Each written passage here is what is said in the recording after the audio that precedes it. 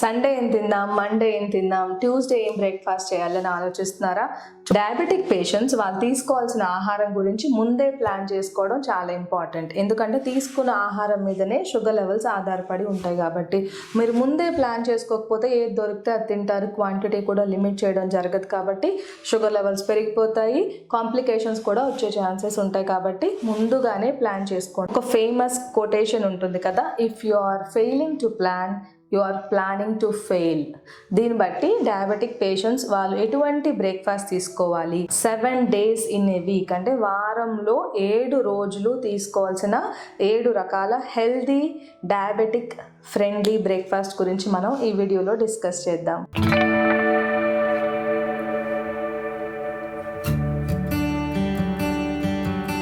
Hi, నేను doctor Deepti కారేటి ఇన్మెన్స్ clinics నుండి. Sugar patients తీసుకోవాల్సిన బ్రేక్ఫాస్ట్లో మొదటిది డే 1 బ్రేక్ఫాస్ట్ మూంగ్ దాల్ దోశ. దీన్ని సింపుల్గా పెసరట్టు అని పిలుస్తారండి. ఇందులో తొక్క తీయని గ్రీన్ పెసలు వాడతారు కాబట్టి దీనిలో ఫైబర్ కంటెంట్ ఎక్కువగా ఉంటుంది, షుగర్ లెవెల్స్ త్వరగా పెరగవు. ఒక పెసరట్టులో కేవలం 15 grams మాత్రమే కార్బోహైడ్రేట్స్ ఉంటాయి కాబట్టి మీరు హ్యాపీగా 2 పెసరట్లు బ్రేక్ఫాస్ట్లో తీసుకోవచ్చు. కానీ మీరు పెసరట్టు అంటే ఇష్టము, అది మేము టేస్టీగా తినాలని నెయ్యి వేసుకోవడం, జీడిపప్పులు వేసుకోవడం, ఉప్మా కూడా కలిపి తింటే షుగర్ లెవెల్స్ పెరిగిపోయే అవకాశాలు ఉంటాయి. కాబట్టి మీకు ఇష్టమైతే గ్రీన్ చిల్లీస్, జింజర్, స్పైసెస్, జీలకర్ర అటువంటివి యాడ్ చేసుకుంటే షుగర్ లెవెల్స్ పెరగవు, కొలెస్ట్రాల్ కూడా పెరగకుండా ఉంటుంది. Day 2 breakfast oats upma. ఓట్స్లో సాల్యుబుల్ ఫైబర్ ఎక్కువగా ఉంటుందండి. దీనివల్ల LDL అంటే బ్యాడ్ కొలెస్ట్రాల్. ఈ బ్యాడ్ కొలెస్ట్రాల్కి రక్తనాళాల్లో పేరుకుని పోయే స్వభావం ఉంటుంది కాబట్టి గుండె జబ్బు, పక్షవాతం వంటివి వచ్చేస్తాయి.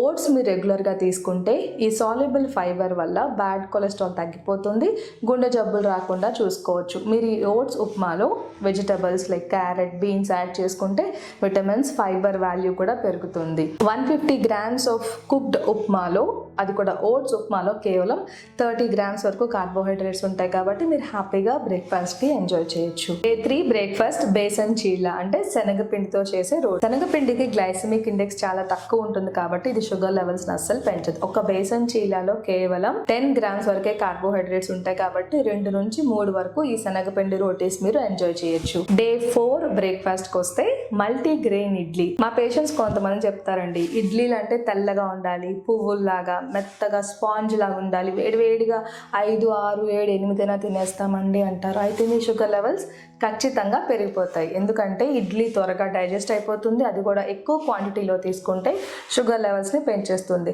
మీరు గమనించే ఉంటారు కదా, ఇడ్లీ బ్రేక్ఫాస్ట్ తిన్నప్పుడు మనకి త్వరగా ఆకలేస్తుంది, ఎందుకంటే ఇది త్వరగా డైజెస్ట్ అయిపోతుంది కాబట్టి. ఈసారి మీరు మల్టీగ్రెయిన్ ఇడ్లీ ట్రై చేయండి. మల్టీగ్రెయిన్ ఇడ్లీలో మినపప్పు, కందిపప్పు, శనగపప్పు, పెసరపప్పు, మెంతులు కూడా వేసుకుని ఇడ్లీలు చేసుకుంటే ఒక మల్టీగ్రెయిన్ ఇడ్లీలో కేవలం 5 grams వరకు మాత్రమే కార్బోహైడ్రేట్స్ ఉంటాయి కాబట్టి మీరు హ్యాపీగా 4 కానీ 5 కానీ ఇడ్లీలు ఎంజాయ్ చేయొచ్చు.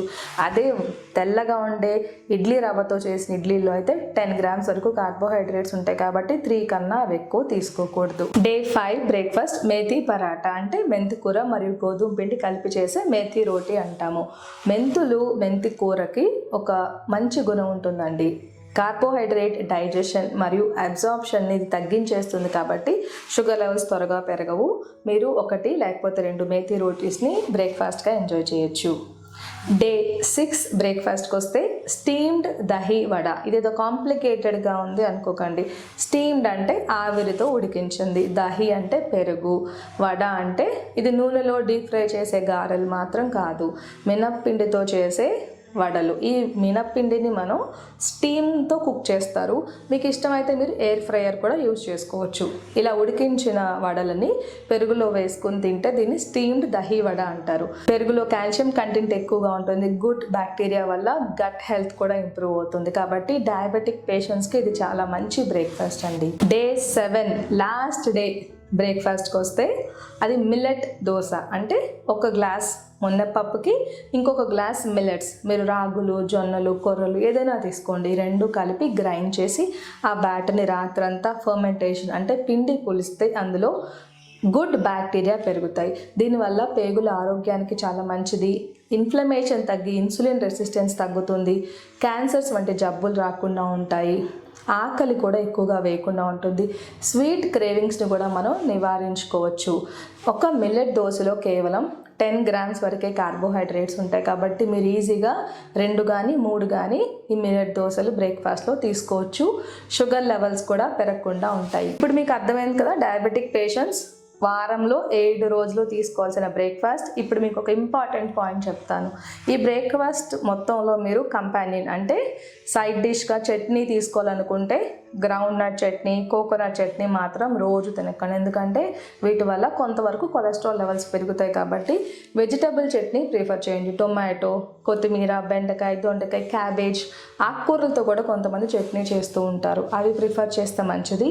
ఈ వెజిటబుల్ చట్నీస్ కూడా ఆయిల్లో డీప్ ఫ్రై చేసి తినకుండా స్టీమ్ కుక్ చేసుకుని చేసుకుంటే షుగర్ లెవెల్స్ పెరగవు, కొలెస్ట్రాల్ లెవెల్స్ పెరగవు, విటమిన్స్ అండ్ మినరల్ కంటెంట్ ఎక్కువగా ఉండటం వల్ల హెల్త్ కూడా ఇంప్రూవ్ అవుతుంది.